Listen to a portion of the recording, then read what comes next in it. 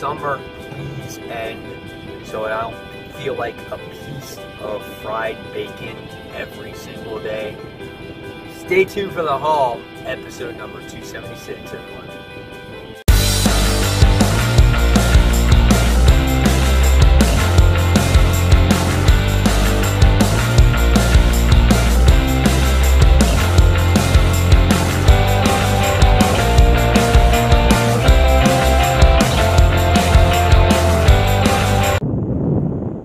Yes, Frontline fans, welcome back to Comic Frontline. And fans, you're back with me, Mike Spider Slayer, and getting ready to do Spider Slayer's Haul, episode number 276. That's right, guys. If you missed last week's comic book haul, it's because I returned to my legacy numbering. Going back to the days of Comic Book Corner 2.0, and Comic Frontline, I combined all of my hauls together to make the legacy numbering come back. So we are in episode number 276. If you guys are not familiar with this, this is the series where each and every week I show you guys which comics that I picked up at the store. And this week it was a decent week for comic books. I didn't get too many extra goodies or anything like that, but it was a nice strong week for comics. And we're doing it in the car this week because I didn't have any time to stop at home. But here we go. The bag is always the same, never changes. It's black.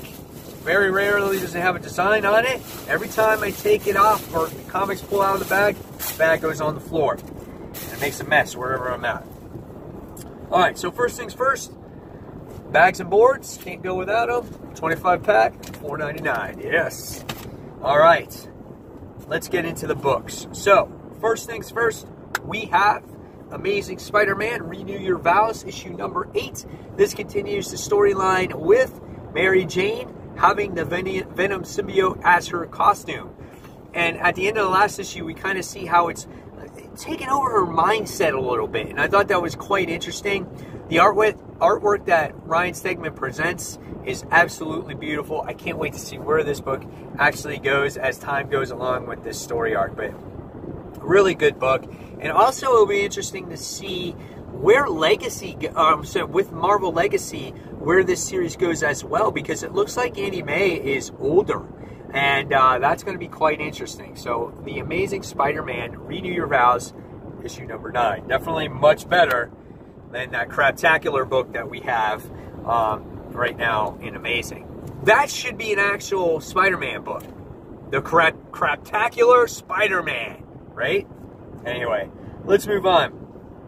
The War of Jokes and Riddles. This is Batman, issue number 27, as this book focuses heavy on the Riddler and the Joker, and we get to see a different type of Riddler in this series. He's much more of a badass. He carves himself a question mark in his chest.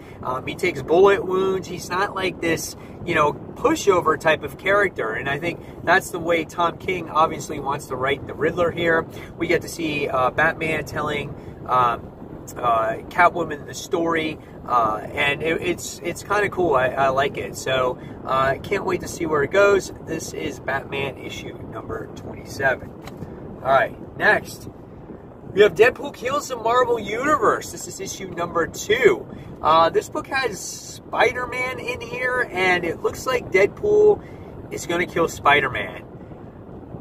This will be quite interesting. The first issue, it seemed like there was a lot of killing, and it seemed like it wanted to rush things along to get to this plot-driven part of this book or whatnot, but I don't know how much killing is going to be going on in here or how deep the plot will go, but I'm going to read this entire series because I read the first one and I want to see how this one ends. So this is Deadpool Kills the Marvel Universe, issue number 2. Alright.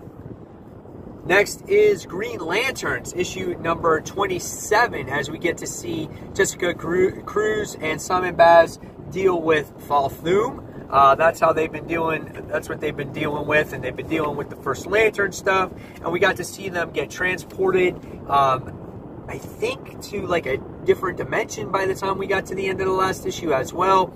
This has been a really good book, and I think the one thing that is done with this issue that I really like, or this series, is the character development. We got to see great character development with Simon, Jessica, and the villain here. And so it really makes you feel vested into these characters. So excited about this one. So Green Lanterns, issue number 27.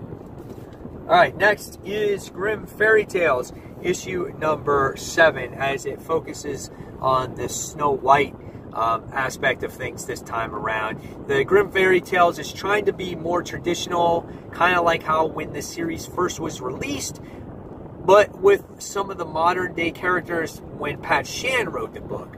For right now, the book is not working for me, but somehow I'm going to give it the benefit of doubt. This is the one Zenescope book that I still hang on to because this was the series that got me into Zenescope to begin with.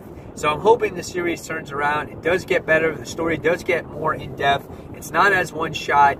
And yeah, so this is Grimm Fairy Tales, issue number 7. Next, we have Injustice 2, issue number 6, written by Tom Taylor.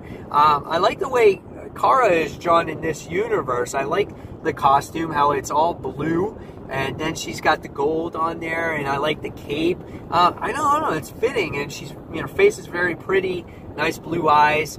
Very interesting cover here. So, and it's the origin of Supergirl. So I can't wait to read this. Injustice 2, issue 6.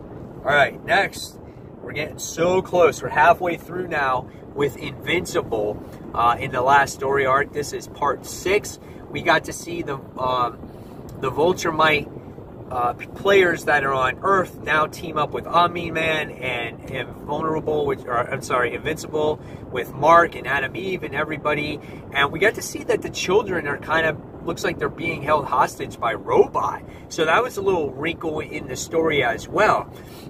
I don't know how they're going to wrap this all up in 6 issues, but I'm here for the end, man. I've been reading Invincible since around issue 50 or so, so we'll see where it goes. This is Invincible, issue number 138.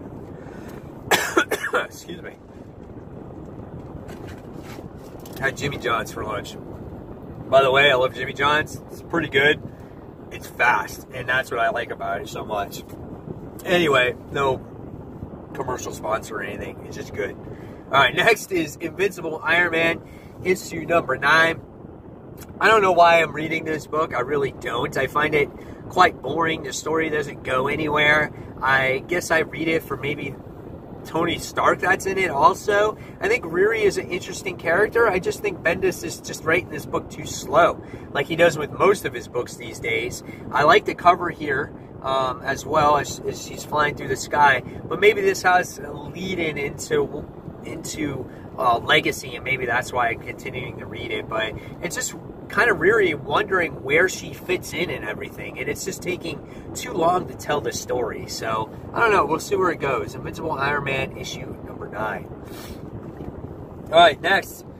Interested to see what's going to go on in issue 2 of Spider-Man, or Peter Parker, the Spectacular Spider-Man. Love the cover. It's more of a traditionalized cover with Spider-Man web slinging, and he's got the web shooters going, and it's a nice and pretty looking cover, very colorful, as we get to see some of the heroes in the background here as well. Hopefully we find out what this Stark tech that he found does, and who this Iron Man impersonator actually is in the book as well. So I am looking forward to it. Peter Parker, the Spectacular Spider-Man, issue 2. Next is the continuation to the Secret Empire. This is issue number 6. Cliffhanger was quite interesting, as you got to see Bruce Banner and the Hulk alive, or somehow surgically wound up becoming alive. I don't know. He's alive. He was in there. They're going to have to do battle, something, I have no idea. But every issue has been somewhat of a surprise at the end of the book. I thought the last issue was pretty slow, but the cliffhanger was good. So we'll see where this one goes. Secret Empire, issue number 6. All right. Declaration, part 1. New story arc with Supes and John. I don't know if this is a team-up book this time around. Who knows? But Superman isn't just about Superman anymore. It's supposed to be about, it's with the family. So I almost feel like these days this book should be Superman and family, because it's never an issue without just Superman. It's always with the family attached to him. And I like that, but I would also like to see more issues with just Superman. And we discussed this on Frontline Live, and Jay said the same thing. He kind of misses just Clark being Clark. And so it's almost an overkill with the family at times. But we'll see where it goes. Superman issue number 27. All right. Next, we have a really cool book right now. This is XMen Gold. This is issue number 8, as it has the Executioner on here. And it looks like he's trying to get revenge on maybe his kid's death or somebody else, but he's in the X Mansion and he's like shooting people, and I think that's flipping cool. And the last issue was really horrific, and I was just like jaw dropped. It kind of crossed over with X-Men Blue when Jean brought over that new mutant and he shot her in the face and put an X on her forehead. I was like, damn, that's gruesome. And so hopefully more of this book has that. So X-Men Gold issue number 8. All right, next we have the continuation of probably one of my most surprising stories, and this is probably going to go to my favorite either crossover of the year or favorite story arc of the year. But this one is the Weapons of Mutant Destruction Part 4. This is the Totally Awesome Hulk issue number 21, as this continues the story of these cast of characters of Sabretooth and Wolverine and Domino and whatnot, and in Warpath, as they're trying to team up to stop Weapon X from creating a mass destruction of Hulk creatures. And each time they get closer and closer to succeeding. This is a really cool cover, as you get to see gigantic, huge-ass skeleton with Wolverine claws on there. So I can't wait to see where this issue goes. So this is the Totally Awesome Hulk Part 4. All right, next, and I'm going to hopefully get a copy from Jay or whatnot. I did not read Aquaman 25, but everyone is like ranting and raving about it, saying how this is a really cool book. And so I picked up issue number 26. I'm hoping I can jump on board and understand what's going on, and because I want to see this new direction. And like Aquaman, you know, I just think it's about time the dude gets some respect, right? So this is Aquaman issue number 26. All right, next is the new #1 book for the week, and this is Astonishing X-Men issue number 1. We have Phantom X and Psylocke on there, and this is the Terry Dodson variant cover. Very gorgeous looking cover, as you can see here. Psylocke looks gorgeous, and I'm hoping that this book turns out to be good. I'm going to give Cable one more try and see if that turns out to be okay. If not, then I'm probably going to drop that one.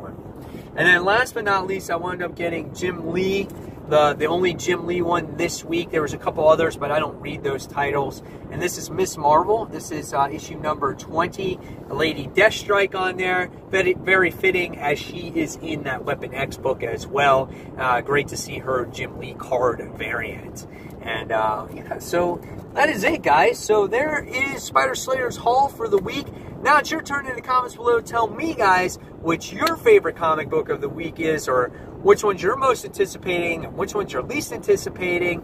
And guys, as always, thank you so much for watching Comic Frontline. We can't do it without you. Thank you so much for watching this haul. Fall's right around the corner. I'll be getting back to a regular schedule again so you can see more reviews. And fans, as always, thank you for watching. Don't forget to check out our live show each and every Tuesday night. It takes place between 9:30 and 10 p.m. Eastern Standard Time. That's when we start. We talk about the comic news, our top 5, covers of the week. We just have a great old time, and hopefully you guys too. So again, guys, thank you for watching, and until that next comic book review, this is my Spider Slayer signing off. See you soon, everyone. Bye.